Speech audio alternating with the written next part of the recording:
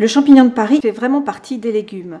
D'abord, il en a les attributs nutritionnels. Il est, comme tous les légumes, il est riche en eau, en fibres, en oligo-éléments, en vitamines, etc. Mais en plus, même si pour le botaniste, il appartient au règne fongique, donc c'est un peu une catégorie à part, pour le nutritionniste, il appartient 100% aux légumes. D'ailleurs, le PNNS ne se trompe pas. Quand il dit manger 5 fruits et légumes par jour, le champignon fait partie de ces options-là. Évidemment, le champignon a des atouts nutritionnels spécifiques qui lui sont propres et qui font toute sa différence.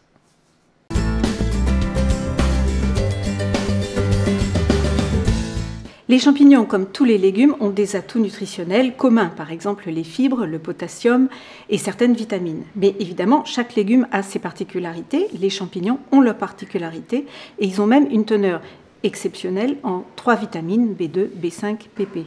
Ce qui fait qu'ils sont des légumes particulier et qu'il est très bien évidemment de varier les légumes pour avoir tous les nutriments possibles. Donc les champignons permettent cette variété.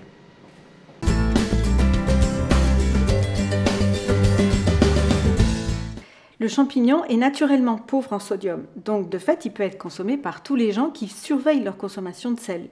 Mais au-delà de ça, le champignon contient naturellement cette saveur umami qui est si célèbre et qui permet de remplacer une partie du sel. Donc dès que vous allez employer un peu de champignon dans une préparation, vous allez forcément mettre un peu moins de sel, ce qui est bon pour la santé. En plus, le champignon est une source de potassium et le potassium est bon pour la tension artérielle. Donc on a tout bon. Et pour les gens qui veulent manger sans sel, qui sont au régime sans sel, à ce moment-là, ils préfèrent le champignon frais au champignon apertisé, parce que dans l'apertisation, il y a un peu de sel ajouté.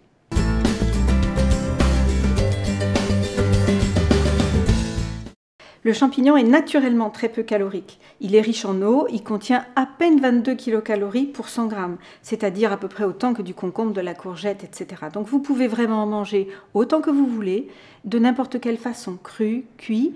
Et c'est pas parce que vous allez ajouter un petit peu de matière grasse pour le faire cuire que ça va forcément alourdir beaucoup la note calorique. Donc le champignon, vous pouvez le manger de toutes les façons.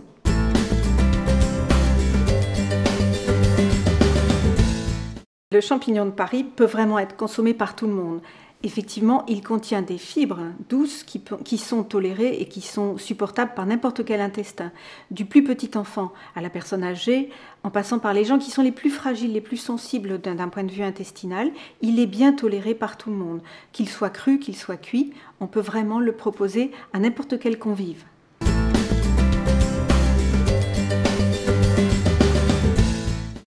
Le champignon peut compléter une recette végétale équilibrée parce qu'il apporte des nutriments qui sont rares et qui sont précieux dans l'alimentation moderne. Donc par exemple, lorsque vous voulez faire un dîner complètement végétal, vous faites une composition avec une source de céréales, une source de légumineuses, des légumes et des champignons qui permettent d'apporter des nutriments complémentaires. Donc à ce moment-là, vous avez tout et c'est parfait.